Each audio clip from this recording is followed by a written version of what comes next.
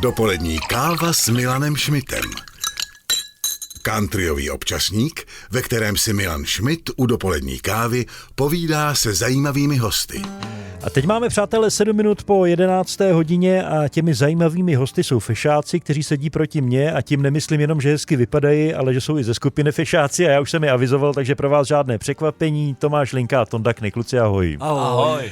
Tak, vy jste nepřišli jen tak náhodou, budeme mluvit o mnoha zajímavých věcech, nicméně objevíte se tu jednou za čas a tak musíme připomínat a mapovat, jak se fešákům daří, protože co na plat, léta běží a patříte k nejdéle hrajícím kapelám u nás, že jo? Tomáš Linka, jeden z nejdéle zpívajících zpěváků na naší scéně, takže hoši, jaká byla sezona? Jak to vypadalo? Užili jste si to? No tak my jsme odehráli hodně festivalů, jak teda s fešákama, tak s přímou linkou. Myslím, že jsme si zahráli až tak, že jsme nebyli vlastně vůbec doma, což ty samozřejmě, Milane, znáš taky.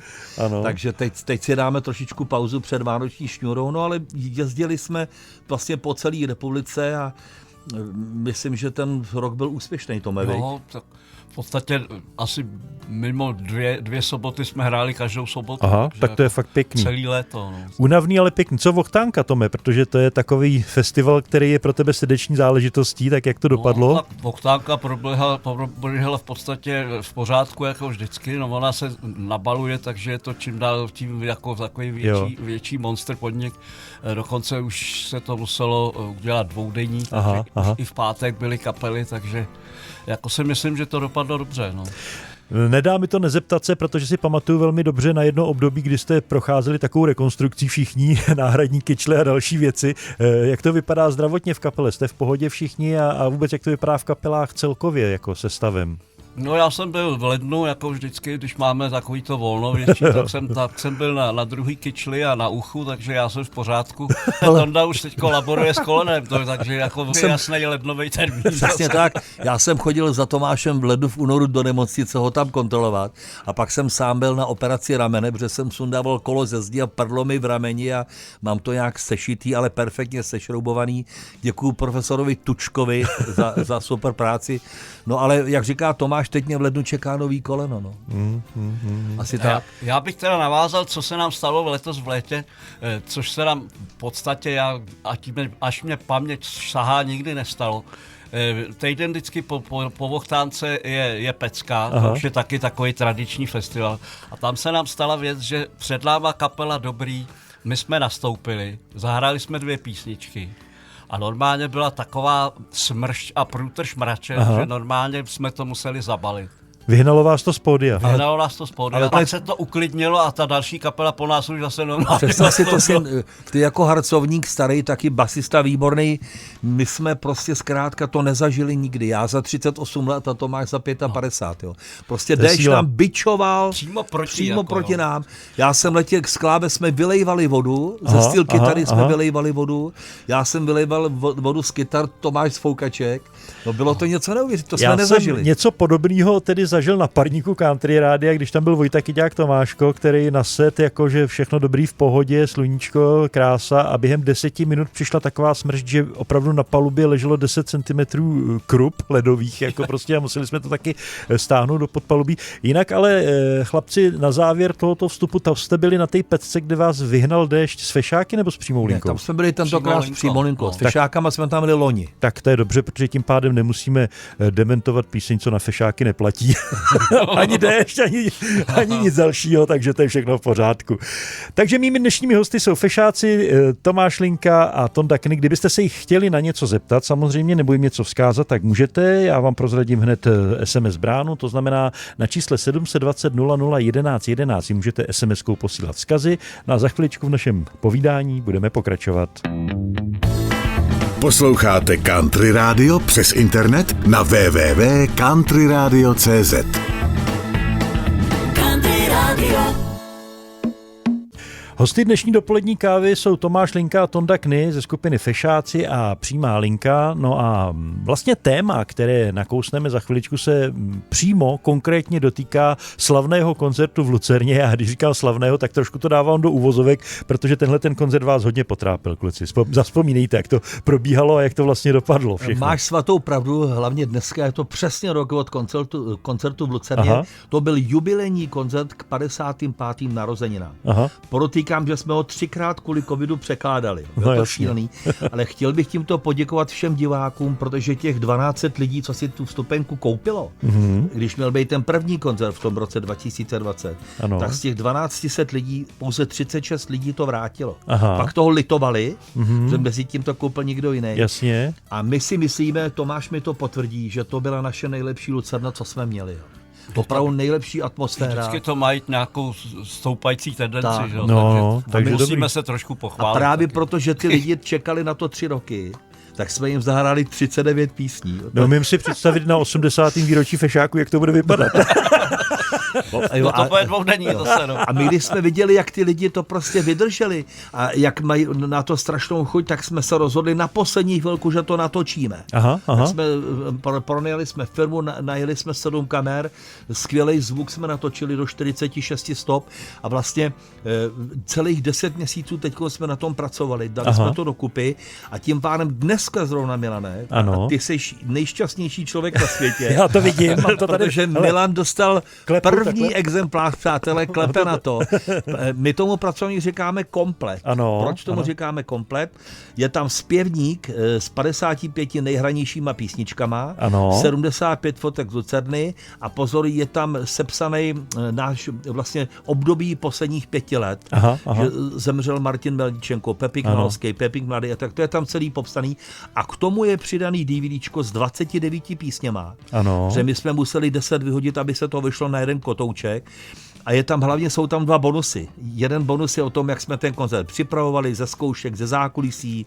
A pak je tam bonus, kdy oslavujeme 80. Roberta Mouchy. Ale opožděný, takže tam slavím vlastně 81. narozeniny Roberta Mouchy.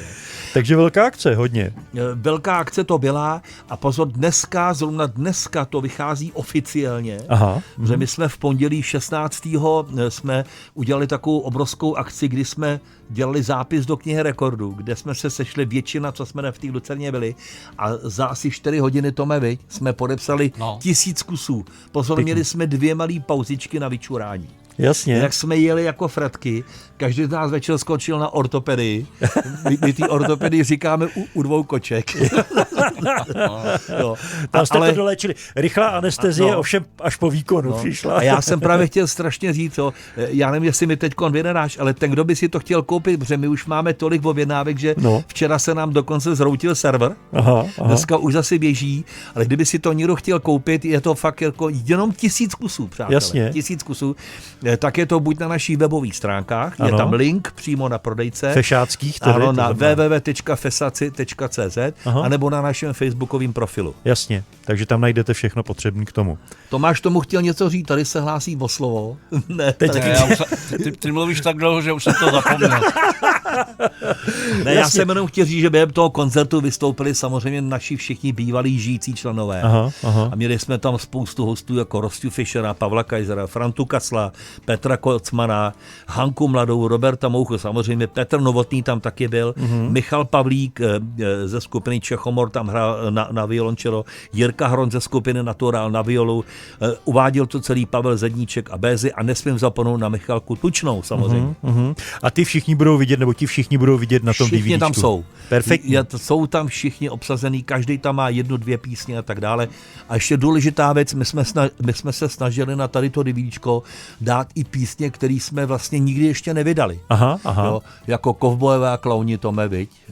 Jukebox třeba po Pavli Bremle a další písně, které se neobjevovaly na těch běžných. Samozřejmě, že tam Paní má se má a Šéfe, ale mimo jiné jsou tam písničky, které jsme ještě nikdy nevydali. My se k tomu ještě vrátíme, k tomuto kompletu, jak říkáš, v tom příštím vstupu. Teď si dáme další písničku a pár dopravních informací a já znovu připomínám, že kdybyste se chlapů chtěli na něco zeptat, tak 720 00 11 11, to je to číslo, na které můžete posílat SMSky. Dopolední káva s Milanem Šmitem. Countryový občasník, ve kterém si Milan Schmidt u dopolední kávy povídá se zajímavými hosty. Tak už písnička napověděla, že mými hosty jsou fešáci, konkrétně dneska je tu se mnou Tomáš Linka a Tonda Kny. My jsme si vzpomněli na Pavla Brimera, ještě se k tomu, kluci, dostaneme k těm vzpomínkám celkovým, ale ono těch vzpomínkách je trošičku i pár dotazů, které přišly, tak já vám je teď budu hned prezentovat, prosím o krátké, stručné odpovědi, ať to všechno zvládnem. Takže tají se tady kamarádi. Dobrý den, jak zvládáte to, že vás tolik odchází, a chtěl bych se zeptat, jak je vlastně Petrovi Novotnému a památku všem klukům, kteří už odešli. Velký Dan z Javornice. No, tak každopádně to zvládáme strašně těžko, protože ono, když se nad tím člověk zamyslí, tak v podstatě už dneska z té kapely moc nezbylo, ta většina už tak těch zakládajících nebo dlouholetých členů už je tam v tom nebeském báru, že jo, takže vždycky je to strašná práce sehnat někoho, ne aby nahradil, jo, ale prostě zastoupil, že jo, protože některý lidi jsou nenahraditelní, takže jako je to vždycky rachota potom s tím jako pracovat a dát tu kapelu zase dohromady, aby to působilo a tím celistvým dojmem. No, ono s tím souvisí trošičku i další otázka. Tady se ptá Dalibor a ptá se, v jaké sestavě fešáci teď vlastně vystupují a budou ještě vydávat nebo dokonce vydávají CD nebo LP desky? No tak teď je tam hlavní hvězda je Tomáš Linka samozřejmě jako hlavní zpěvák a v tuto chvíli nejdéle sloužící člen. Ku podivu druhý jsem tam já po něm jako služebně, já jsem tam v kapele 37 let. Po mně je tam Jindra Malík, zpěvák, a pak jsou tam ty kluci, ty muzikanti jako Pavel Macar, Láďa Bartoš, Mirek Roček, který jsou tam okolo 20-25 let. No a máme novýho bubeníka, protože Martin Melničenko před 5 lety zemřel, je to Filip Koberle.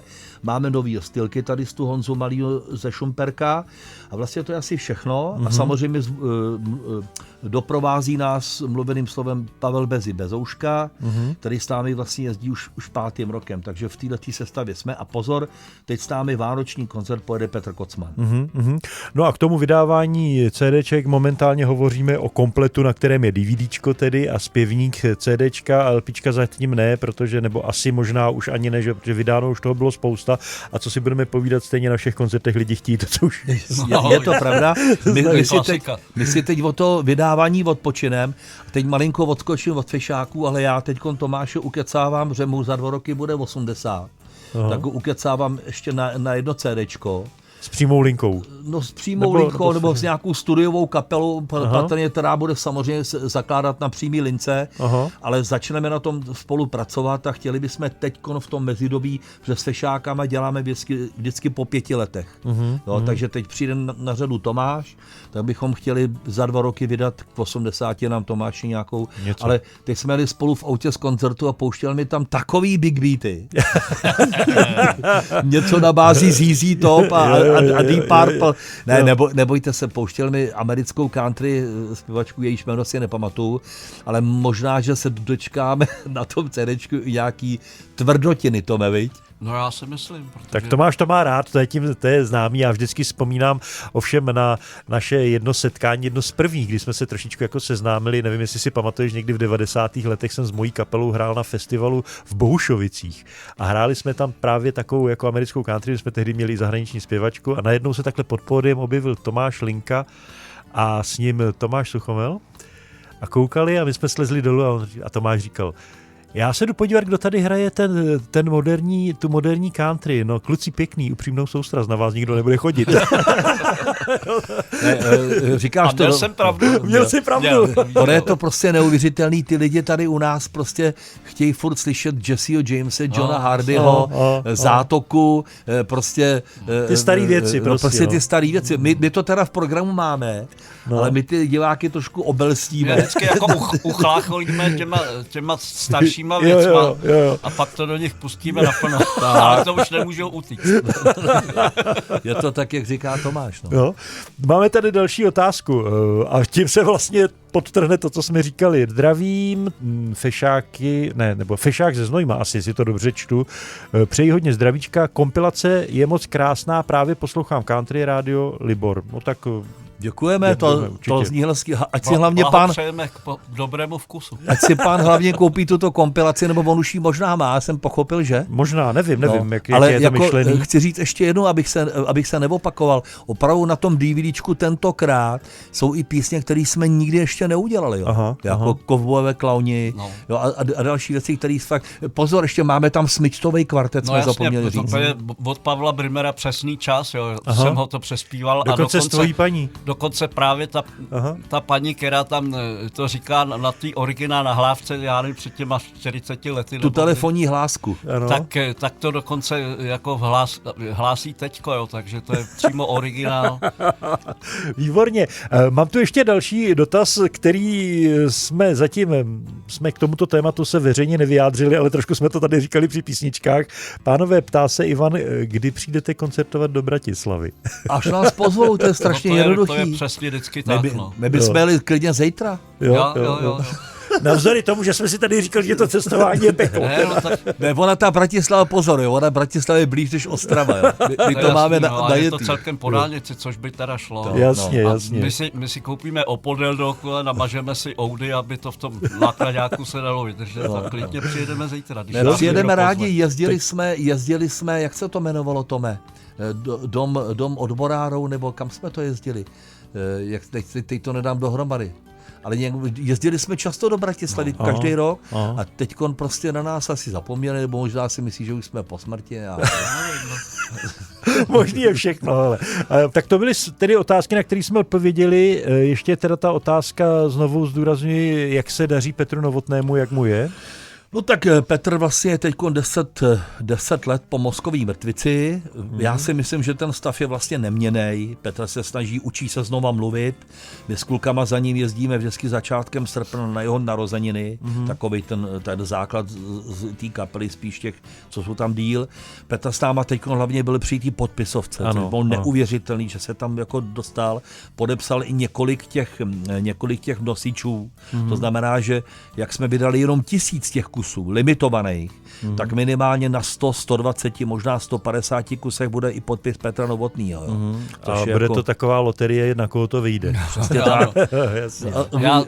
Dá se říct, že je o něj postaráno, jo? Že prostě má veškerý servis a rád chodí na procházky se psem, se sousedem, jak už psali noviny, že jo? Ano. Má rád smažák, a takovýhle věci, takže já si myslím, že je spokojený. A navíc je s námi i na tom DVDčku. Dokonce sedí u stolku, když Tomáš zpívá přesný čas, protože on napsal ten text. Aha. Jo, takže a myslím, že tam má rozhovor i s Pavlem Zedníčkem, se Čmaňou a s Bezim. Takový velmi krátkej, ale je i na tom nosiči, je na tom kompletu, co jsme teď vydali. Další důvod si ho pořídit. Tak my se za chviličku budeme loučit, přátelé, a máme kolik? 11:45, no, pojďme za písničkou. Posloucháte Country Radio přes internet na www.countryradio.cz. Country Radio. Tak posloucháte Dopolední kávu s Milanem Šmitem a mými hosty, tedy Tondou Kny a také Tomášem Linkou. Kluci, nemáme už moc času, nicméně stejně bych se rád zeptal ještě, jak to probíhalo při té podpisové akci. Je to unikátní, sami jste řekli 1000 podepsaných DVDček. Fakt to bylo tak ostrý, nebo jak to? Bylo to ještě ostřejší, než si myslíš. My jsme se sešli v 8:30 a v 9 hodin měl vypuknout ten rekord. Přijel komisař z agentury Dobrý den, která vlastně to celý pořádala a my vlastně, ta kniha těch rekordů vychází jednou za 3 roky. A my, abychom se tam dostali s tímhletím rekordem, tak se museli dodržet opravdu velmi přísný pravidla. Jo. Takže nás sedělo u stolu 23 nebo 24. A opravdu jsme z jedné strany jedna hostesska podávala ty obaly a takhle to do kolečka, jako v manufaktuře u starého Forda. Takže Tomáš třeba například nebyl ani jednou na malé straně. Takže ty, co si to koupí, mají všude podpis Tomáše Linky. Tomáš je držák. Jo. Ale opravdu prostě bylo to neuvěřitelné. My jsme to stihli, tuším, za 3 hodiny 37 minut. Neskutečný. Můžu podotknout, že to nebylo překonání rekordu, ale ustavení rekordu. Ano, protože před náma to ještě nikdo neudělal. Takže vlastně my opravdu, co jsme vydali tu limitovanou edici těch 1000 kusů, tak všichni, co si to koupí, je to opravdu podepsaný a každý je originál. Já myslím, že vám to nějakou dobu vydrží, protože nevím o jiné kapele, která by měla 1000 DVDček. No, je to památka, Bůh ví, jak to dlouho ještě budeme, Bůh ví, jak dlouho fešáci ještě pojedou. No, ale pojedou určitě letos, Tondo. Pojedou letos, ano, určitě. Přesně tak, děkuju ti za toto nahození. My samozřejmě teď si dáme trošku pauzu, protože jsme fakticky koncertovali hodně, tak tam musíme hodit zpátečku, ale začínáme s vánočním koncertem, s tradičním vánočním koncertem, který kluci už jedou 55 let. Aha. A je to 29. listopadu v Praze, 1. prosince v Teplicích, 5. prosince v Děčíně, 7. v Jablonci, 9. v Českých Budějovicích, 11. v České Lípě, 14. v Neratovicích, 18. prosince končíme v Ústí nad Labem, kde nás bude zase nejvíc, protože to Ústí nad Labem, tam je nás nejvíc i hostů a bývalých členů a tak dále. A samozřejmě se to dá dočíst všechno na www.fesaci.cz. Výborně, to je to důležité. Konec konců na těchto stránkách mohou získat informace i o tom kompletu, který mám před sebou, tedy zpěvník k 55. výročí založení skupiny Fešáci plus DVDčko. DVDčko s 29 písněma. Opět je to, ten link je na www.fesaci.cz anebo na facebookovém profilu Fešáku. Přesně tak. Určitě bude zajímavé pro naše posluchače i to, že si říkal, že vánoční turné s vámi nevymyslí celé, ale na některá místa pojede i náš kolega tady z rádia. Ano, říkáš to správně, děkuji ti, malem jsem na to zapomněl. Místo Roberta Mouchy, který letos odešel ze zdravotních důvodů, je po těžké operaci, tak jede s námi Petr Kocman, který bude zpívat výhradně písničky Pavla Brimera. Dobrá zpráva je, že Robert Moucha s náma bude 18. prosince v Ústí nad Labem, protože tam je vlastně doma. Jasně. No tak jo, tak Tome, jak ty se těšíš na vánoční turné? No těšíš, ne? To je takový každoroční rituál. Já se těším hlavně na Ježíška. Už víš, co dostaneš? Vím. Ale ono se to nesmí říkat, protože je to prostý slovo. Jo, tak fajn. Tomáš se těší taky na cukroví, protože vždycky mezi představením a s Dášou už pečou cukroví. Nezačínáte, Tome, teďko někdy brzo? No, budeme začínat, vždycky v říjnu začínáme, takže pochopitelně a můžou se lidi těšit. No, nemůžu, protože je nerozdáváme, ale já jsem vyhlášený svýma vanilkovýma rohlíčky. Jo, to je pravda. A to v kapele jako, no tak myslím, že váš diabetolog už se teď tetelí radostí, až přijdete po novém roce, že vám naměří pěkný hodnoty a bude v pohodě všechno. Nic, hlavně zdravíčko, kluci, my se ještě samozřejmě k vašim koncertům před Vánoci dostaneme, to se určitě uvidíme, uslyšíme. Já děkuji, že jste přišli, závěrem si dáme písničku Petra Kocmana, kterou s vámi naspíval, živou nahrávku, což je vlastně taková ta pozvánka na ten vánoční koncert. No a pak nás čeká polední siesta, která dnes je z Greenhorny a Zelenáči, takže Tomáši, nepůjdeme daleko, já myslím, že tam rozhodně někde zase tvůj hlas zazní. A my děkujeme, Milane, za pozvání. Děkujeme ti moc krát. Vždycky vás rád vidím. Zdravíme. Díky, mějte se hezky, ahoj. Ahoj. Dopolední káva s Milanem Šmitem. Countryový občasník, ve kterém si Milan Šmit u dopolední kávy povídá se